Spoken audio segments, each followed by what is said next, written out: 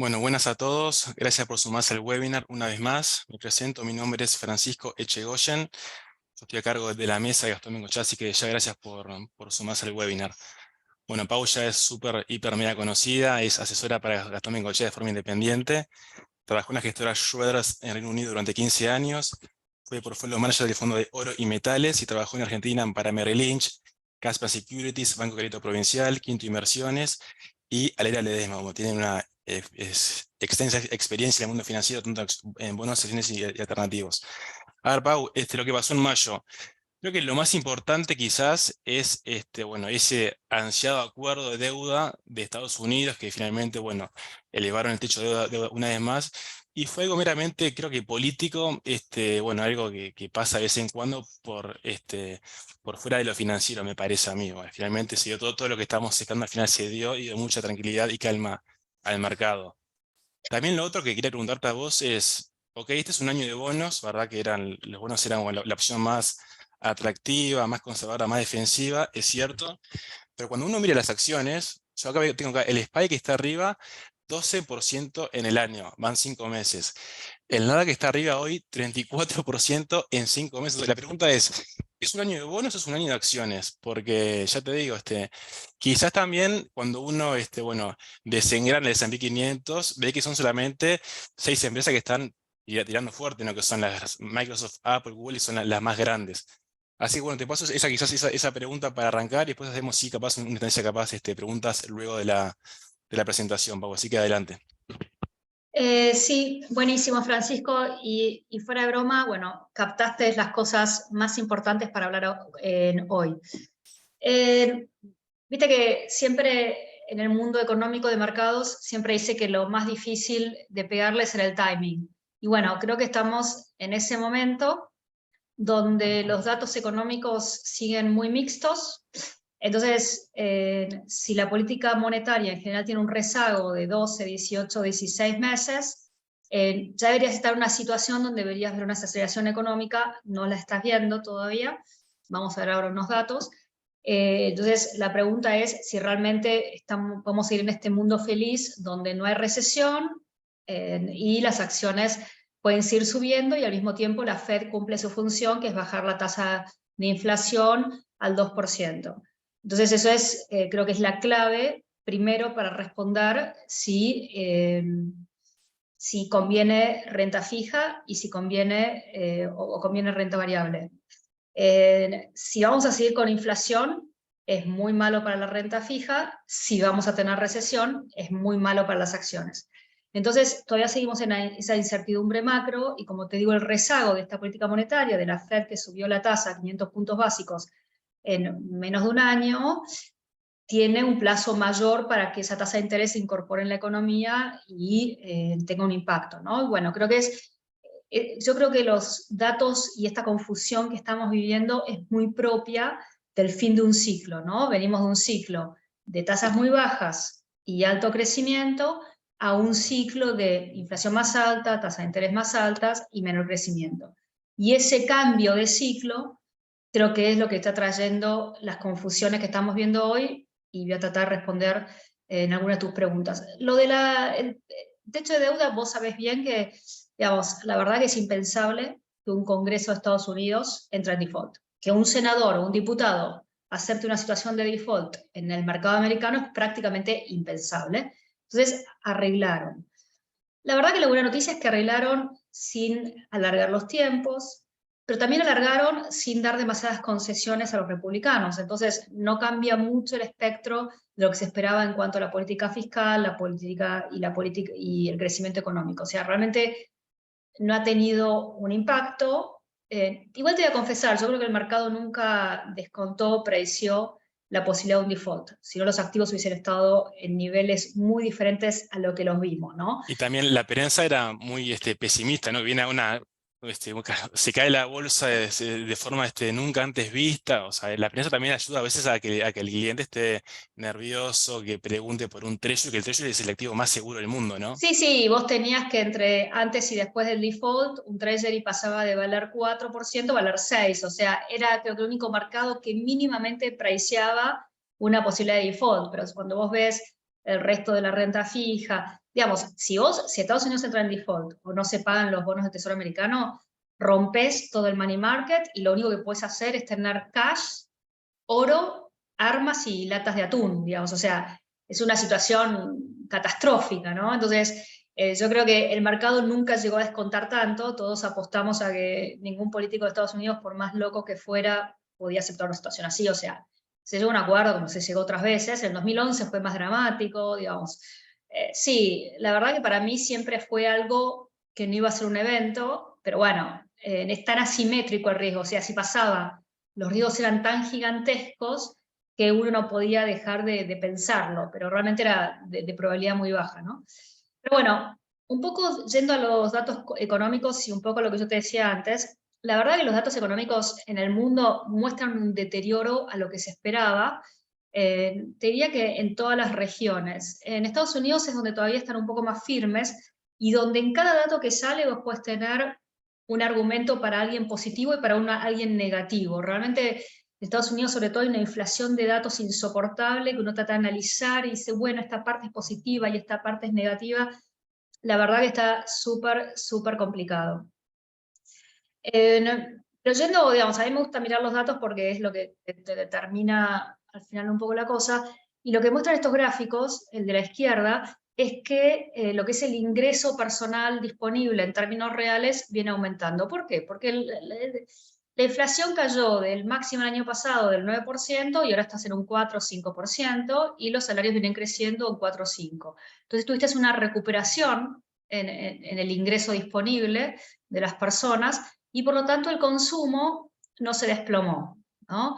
Y de hecho está en términos reales positivos, como se ve en la línea roja, y en la línea verde lo que se ve son las ventas minoristas, que también siguen por encima de la tendencia de la prepandemia, o sea, decís, bien, y siempre recordemos que el consumo es el 75-80% de la economía de Estados Unidos. Para saber si estás en recesión o no, vos tenés que seguir al consumidor siempre. Pero hay algo, y cuando vos seguís al consumidor decís, bueno, esta gente está empleada. En el último dato de empleo, que salió hace un par de semanas, tuviste algo medio contradictorio, pero que en el fondo termina siendo positivo, que la creación de empleo fue mejor de lo esperado, estas 339.000 personas. Y esto se lo preguntan a las empresas, pero también hacen encuestas en los hogares donde le preguntan a la persona si está empleada o no. Y según esa encuesta, el desempleo subió de 3,5 a 3,7.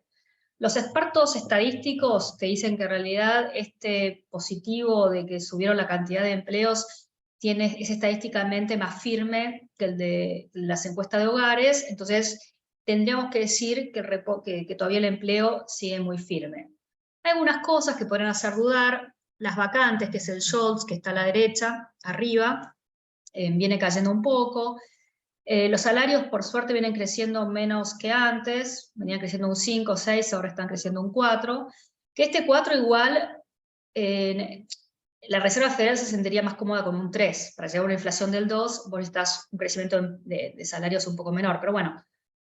Y sí, la verdad que el ingreso disponible mejoró, y bueno, el empleo sigue bien. El tema es hasta cuándo. Entonces, algunas cosas que a uno, semáforos amarillos que uno tiene que mirar, es, por ejemplo, una encuesta que se hace de los bancos, están prestando menos que antes o están siendo más exigentes con lo que prestan, que esa es la línea amarilla. Y esto tendría que tener un correlato con las ganancias del S&P, porque los bancos estarían prestando menos. También, si salió estos días que probablemente la regulación cambie para los bancos y tengan que tener mayor liquidez y capitalización. Si este es el caso, también van a tener menos plata disponible para prestar. Entonces, algo que yo dije en la antigua reunión es que hay que seguir un poco la posibilidad de los bancos de prestar, porque es una economía que depende mucho del préstamo. Y después algo que también ya he comentado es que el consumidor está aumentando el refinanciamiento con tarjetas de crédito, y las tasas subieron bastante en el refinanciamiento, ya están en 20%, o sea, esto es como que también tiene un límite. Entonces, el consumo está bien porque el trabajo está bien, pero hay datos anecdóticos de empresas que están despidiendo gente. Se está tomando mucha gente, aparte es diferente a la gente que se toma con la gente que se echa. La gente que están tomando es mucho en restaurantes, en servicios, que es lo que explotó, y lo que se está echando es gente en el sistema financiero y en tech, en las tecnológicas. Entonces, de alguna forma se está incorporando gente de menores salarios y se está echando gente con mayores salarios. Pero bueno, sigue estando esta necesidad de tener gente para servicios.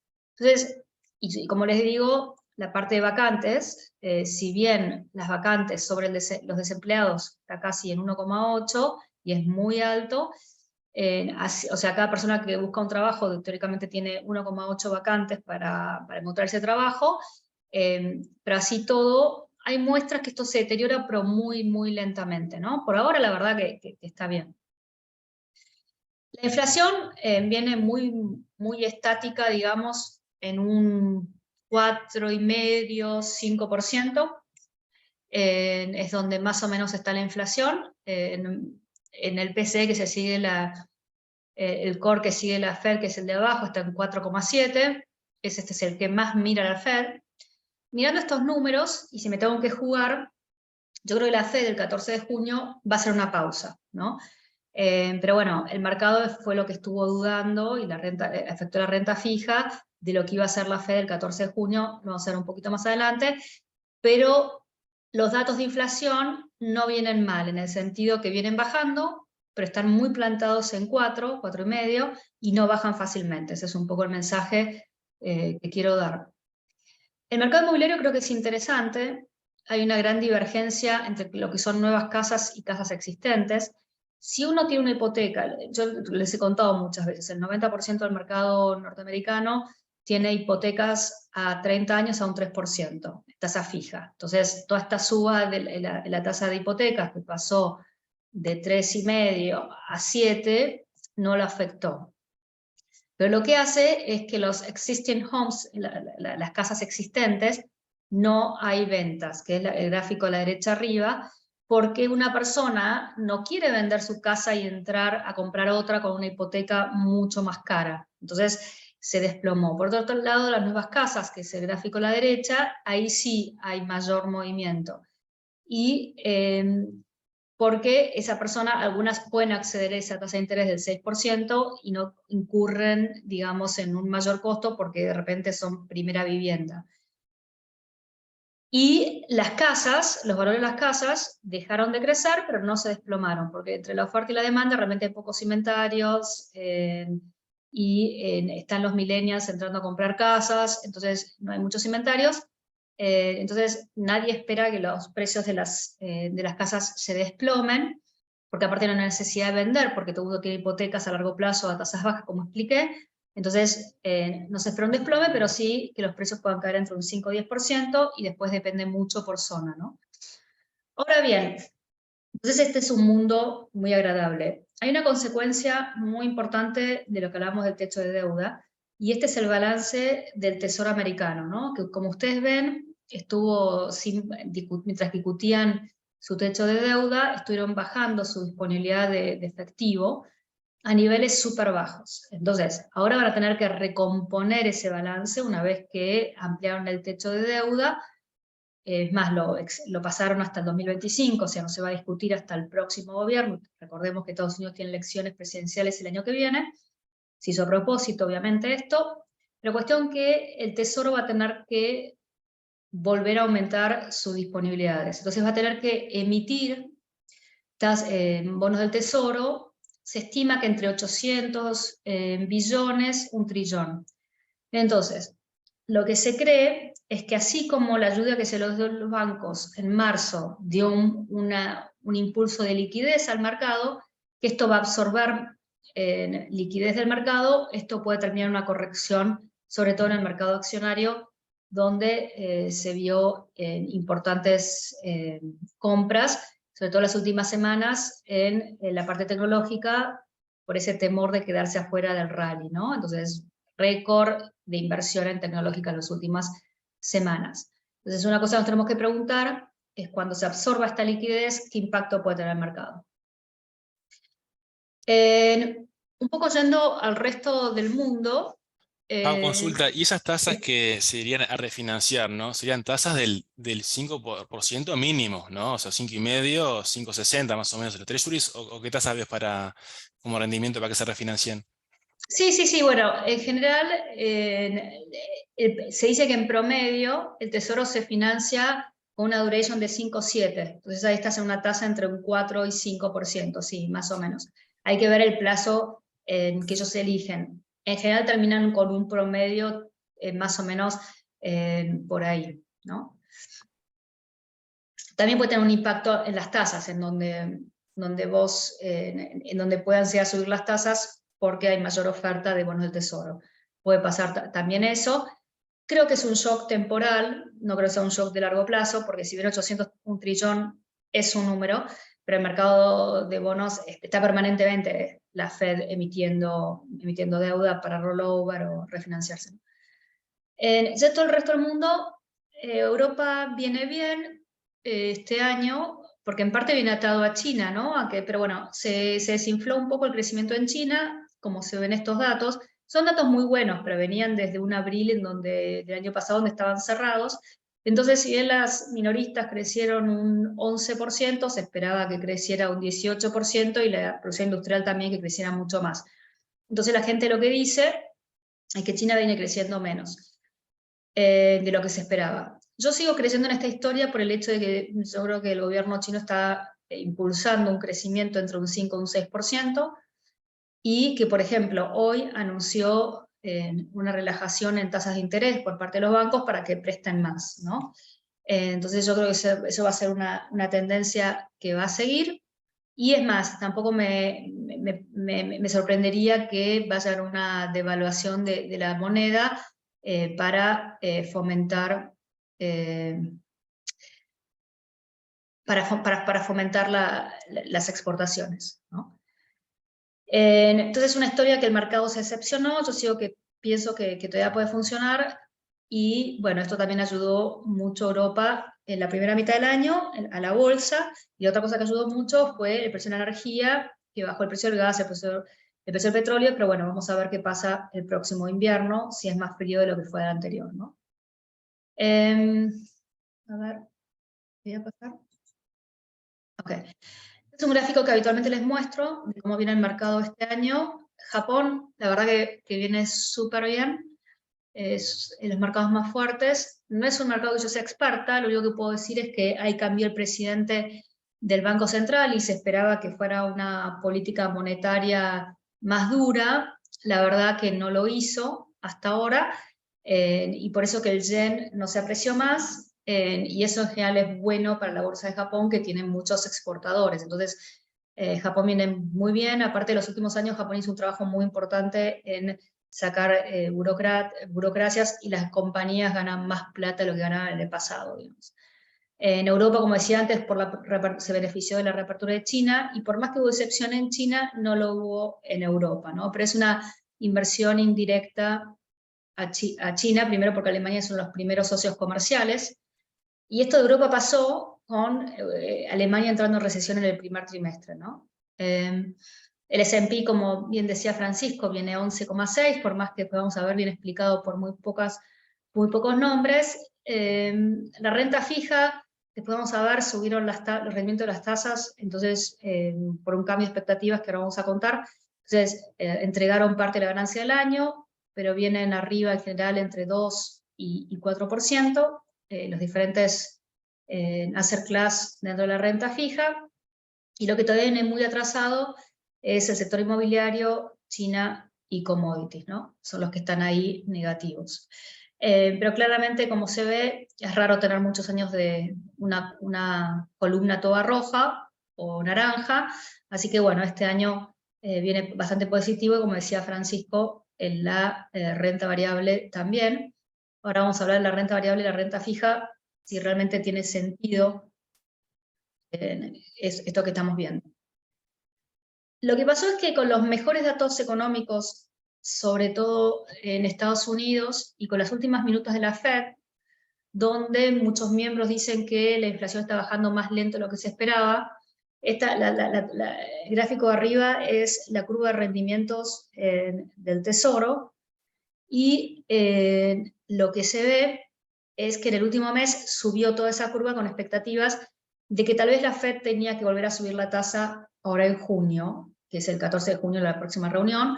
Entonces ahora se descuenta en un 30-50%, que muevan 25 puntos en la tasa, ¿no? Lo que yo creo es que va a prevalecer la postura de Powell, de que realmente las tasas son suficientemente restrictivas, y que aparte las expectativas inflacionarias están bastante ancladas, y la inflación viene bajando, lento, pero viene bajando.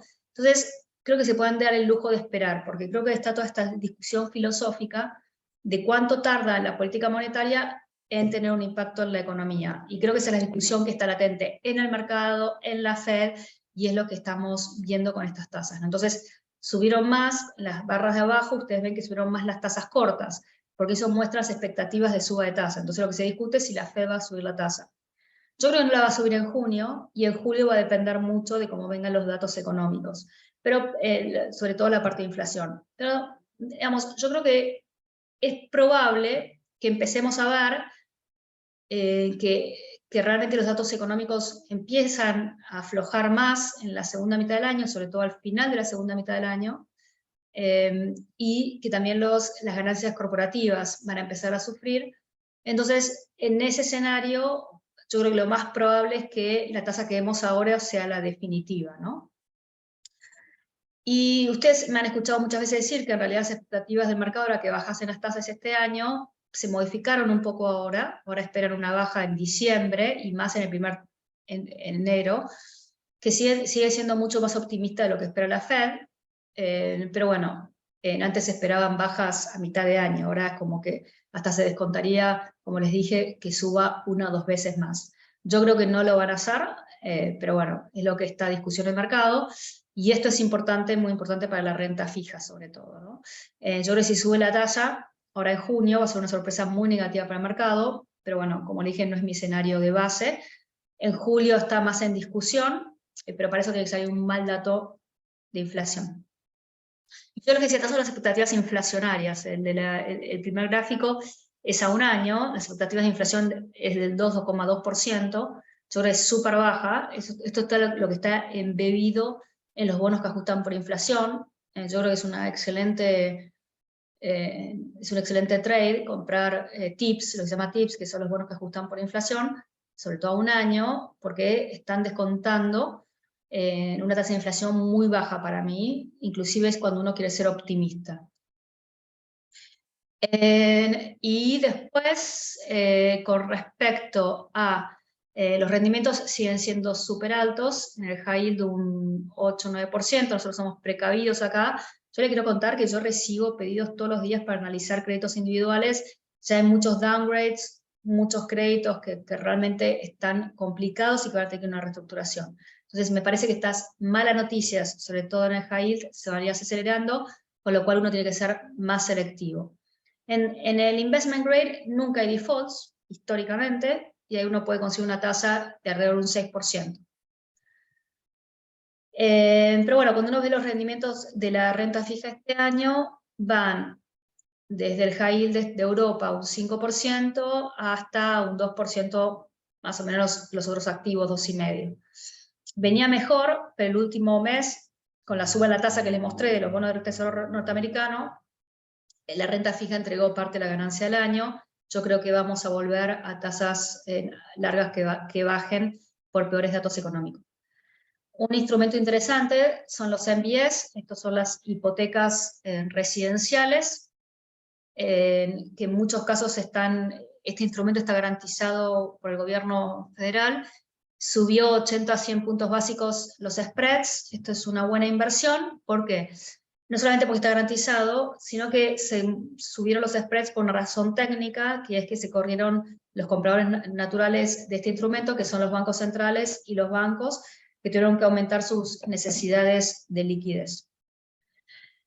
Entonces, un poco para terminar con la renta fija, me sigue gustando más grados de inversión. Yo creo que hay que hoy los spreads del high yield o de alto rendimiento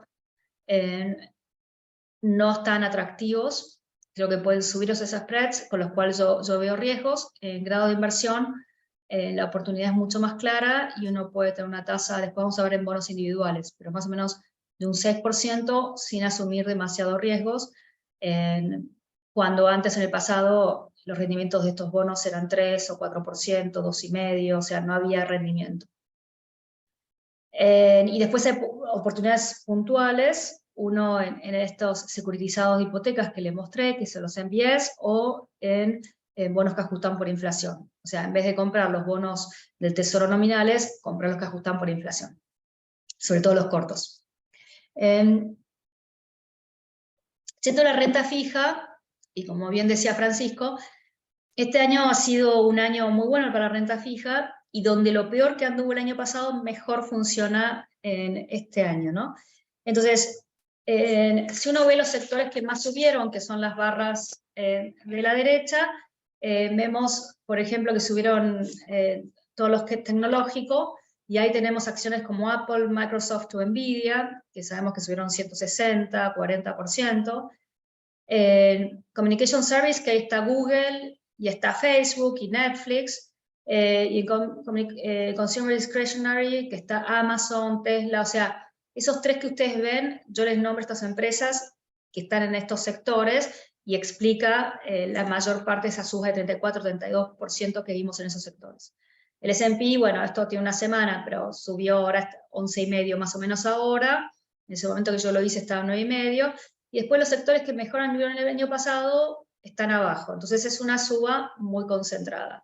Y eso también lo muestra los gráficos, el primer gráfico de barras de la izquierda, que si usted... Hago Sí, consulta, y bueno, en caso que haya alguna recesión, ya sea bueno, fuerte o leve en los próximos meses, ¿qué sector recomendás y cuál ETF puntual parece ese sector recomendás para posicionarte o para tener más, más seguridad frente a una recesión? sí, yo creo que los sectores que tiene que evitar sin duda, por ejemplo, es Consumer Discretionary, creo que ahí es donde hay mayores riesgos, y donde creo que son los sectores que pueden encontrar cierto refugio, por ejemplo, es en el sector salud, ¿no? Y después, yo creo que, bueno, con las últimas decisiones de la OPEP, yo creo que el petróleo hizo un piso, entonces energía también lo veo interesante. Después, me parece que cuando tengamos más en claro, más para fin de año, el pico de tasa, y cuando vos pienses que, no sé, en el primer trimestre del año que viene vas a tener una baja de tasa, cuando los datos macroeconómicos sean más claros, yo creo que ahí va a ser una buena oportunidad para lo que es el sector inmobiliario y el sector financiero. Pero por ahora me parece que es un poco apresurado. Así que bueno, eso sería... Pero es muy buena tu pregunta. Yo creo que hasta ahora lo que tuviste fueron grandes rotaciones de sectores. Recordemos que es verdad que el Nasdaq este año viene 40 arriba, pero el año pasado cayó un 30. Y, digamos, no está a los niveles que estaba el año pasado, y muchas de las acciones, salvo Apple o Nvidia, no llegaron a los máximos del año pasado, ¿no? Entonces, es como, tú tuviste estas grandes rotaciones de sectores, y yo creo que eso va a seguir ocurriendo, por eso tenés que ir a ETFs sectoriales o tenés que ir a fondos de manejo activo. Después vas a ver en la parte de recomendación de fondos que yo en realidad iría más a fondos globales, porque tenés muchas oportunidades mucho más baratas en emergentes o en Europa, y que si un fund manager lo sabe hacer de forma selectiva, me parece que puede agregar más valor que tal vez comprar el S&P, ¿no? Aunque este año comprar el S&P te hubiese dado un 11, pero bueno, me parece que es un buen momento para el manejo activo. Esto, nada, yo ya lo vengo mostrando, lo que muestro esto es el rendimiento en lo que va del año del S&P, y como ven, sí, las grandes tecnológicas llevan subas enormes. Si nosotros mirásemos al S&P como que cada acción de los 500 tiene el mismo peso en el índice estaría flat, o sea, ni arriba ni abajo, estaría en cero. Pero estas acciones y la participación que tienen en el índice hace que estemos ese 11% arriba. Entonces sí, es un rally muy concentrado, pero no deja de ser un rally. También es algo muy interesante porque el S&P como un todo tiene una evaluación hoy de 19 veces ganancias estimadas para un año, que es una evaluación cara. Pero si vos le sacás estas 7 acciones, la evaluación es 16 veces más o menos, que es bastante más razonable como evaluación. Entonces, un poco también respondiendo a tu pregunta, los otros sectores del S&P, la verdad que no están tan caros. Antes, hablando con Francisco, me decía que muchos clientes de Gastón Bengoechea o tenían muchos treasuries cortos o les gustaba invertir en bonos individuales, ¿no? Entonces, un poco darles mi opinión con los treasuries cortos que pueden rendir un 4, un 5%, si realmente la inflación sigue bajando, hay un riesgo que ya no se pueda reinvertir a esos niveles, porque los rendimientos del bono tesoro van a empezar a descontar una baja de tasa, ¿no? Entonces, hay un riesgo de lo que se llama de reinversión. Frente a esta situación, lo que yo recomendaría es tratar de bloquear o poner los portafolios a una tasa más alta por más tiempo, ¿no? Entonces hay varias formas de hacerlo. Una es comprar bonos individuales. Aquí hay una lista de bonos, son todos investment grade, que según diferentes durations pueden tener rendimientos entre 5 o 6%. También hablamos con Francisco antes que los bonos de Pemex, que son subsoberanos, o sea, yo lo considero como riesgo México, inclusive rinden mucho más, pueden rendir hasta un 9%, por temas operativos de la empresa, digamos, no porque el crédito sea malo, para mi forma de analizarlo. Pero bueno, y también hay fondos ahora que son con un vencimiento fijo, que también tienen rendimientos entre 5,5 y 6. Entonces, de esta manera uno se asegura ese rendimiento del 5 o 6 sin tener miedo de que cuando venzan los treasuries, el rendimiento de los treasuries hayan bajado, ¿no? Entonces, es algo que yo recomendaría. En general, esta es una lista de fondos que yo recomiendo por los asset class que yo estoy recomendando. Los fondos, esos después lo pueden pedir a su gente de Bengoechea, pero bueno, en caso de fondos de renta fija flexible, hay algunas opciones de fondos. Después, como les digo, los investment grade me gustan, un poco más largos, un poco más cortos, como los short durations, pero si ustedes ven, los rendimientos son muy atractivos. Uno puede tener fondos con rendimientos del 6,5, 7, 8, 5,9, y son con bonos de calidad. Ustedes ahí cuando ven el promedio del crédito, son un montón de letras. Pero lo importante es que es todo grado de inversión, donde inclusive en tiempos de recesión no hay defaults, ¿no? Entonces son buenos rendimientos y asumiendo un riesgo bastante bajo. Algunos fondos balanceados que tienen manejo táctico de la cartera o que invierten diferentes tipos de activos. Y en la parte de renta variable, también respondiendo a lo de Francisco, yo no sé si hoy invertiría de forma directa en Estados Unidos, considerando lo que subió. Es verdad que ahora tenés bastante flujo de gente que siente que se quedó afuera y tiene que entrar. Me parece una estrategia que puede ser un poco agresiva y que puede salir mal. Entonces yo prefiero invertir en fondos globales, ¿no? Especialmente me gusta ese de Schwartz Global Sustainable Growth, que tiene muy buen track record, y invierte, sí, un 30-40% en Estados Unidos en empresas de calidad donde ven crecimiento, pero también invierten en mercados emergentes, Europa, Japón, donde ven las oportunidades específicas. Asia emergentes me gusta, más que invertir en China directa, yo prefiero Asia emergentes. Se piensa que India a largo plazo va a ser el mayor beneficiado de sacar producción de China y ponerla en otro lado. Estados Unidos puse unos fondos small caps, que no hay muchas plataformas, pero en realidad los fondos, sobre todo los de large caps o de empresas grandes en Estados Unidos, no le ganan al índice. Uno está mejor comprando el ETF, no generan alfa, lo que se dice alfa, que es que no le ganan al índice. Entonces han sido como malas inversiones en el pasado, ¿no? Pero eso es algo muy específico en Estados Unidos, porque, como explicamos, el rally fue súper concentrado, entonces uno tenía que tener esas acciones, en 7 acciones sí o sí, como el índice o más, para ganarle al índice. Entonces, como eso no se dio en muchos casos, es muy raro encontrar un fondo que a largo plazo le gane al S&P en Estados Unidos.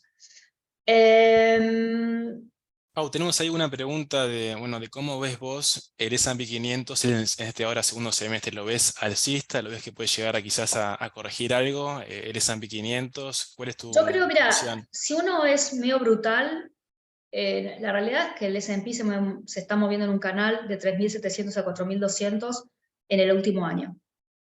Ahora quebró el 4.200, hay que ver si puede seguir subiendo. Si los datos macro se deterioran, como yo creo que va a pasar, yo creo que es más probable que igual sea 3.700 que 4.200. No puedo decirle el timing, como te digo, hay mucha gente que le agarró el FOMO, que es el temor de quedarse afuera, y tuviste muchos flujos, sobre todo a la parte tecnológica, y yo lo veo para abajo. Y después, creo que depende, tenés mucho riesgo idiosincrático, ¿no? De qué va a pasar con estas empresas específicas. Yo no tengo ni idea cuánto va a ser el mercado de inteligencia artificial, pero me pareció interesante el otro día, que creo que es una parte importante del último impulso que tuvo el mercado. Pero otro día escuchaba una conferencia una entrevista a Damodaran. Damodaran es el padre de evaluación, es un profesor de una universidad de Estados Unidos que escribe papers de evaluación, y él decía que él miró la evaluación de NVIDIA, ¿no? Entonces, lo que él hizo, tomó todo el crecimiento que se esperaba en el mercado de inteligencia artificial y dijo, bueno, NVIDIA va a tener el 100% del mercado. Descontó los flujos esperados en NVIDIA por eso, y le daba que estaba un 30% sobrevaluado, y él vendió su posición. Obviamente donde él se puede confundir, y ni vos ni yo sabemos, es si el mercado de inteligencia artificial es mucho más grande de lo que nosotros o él o se está estimando hoy en día. Eso es muy difícil de saber. Pero sí es como que una acción como NVIDIA está probado como para la perfección. Es gracioso porque en el último call varias personas me preguntaron cómo invertir, inclusive me preguntaron por un fondo específico de inteligencia artificial, y yo en ese momento, de forma intuitiva, lo que me salió es, yo me acuerdo en el .com que había empresas que después no sobrevivieron, y afuera era re importante, hoy en día no es importante, y hacía un montón de casos, ¿no? Entonces, ¿quién es el ganador específico en AI? Era muy difícil de saber en empresas específicas, pero yo les hablé de los enablers, ¿no? Que eran los semiconductores, Microsoft, Google, gente que viene invirtiendo mucho, porque a diferencia de lo que fue el .com, que tenías negocios que eran de baja entrada, las inversiones necesarias para desarrollar inteligencia artificial son enormes. Los CAPEX necesarios son enormes. Entonces no es que lo pueda hacer cualquiera, que nos juntamos en un garage y armamos una inteligencia artificial. Es mucho más costoso que eso. Entonces creo que eso es interesante. Pero son esas contradicciones, este tema de evaluaciones, que uno lo hace pensar que probablemente haya una corrección en el mercado accionario. Eso es lo que creo. Esto queda grabado, así que si me lo quieren reclamar a fin de año, están en todo su derecho.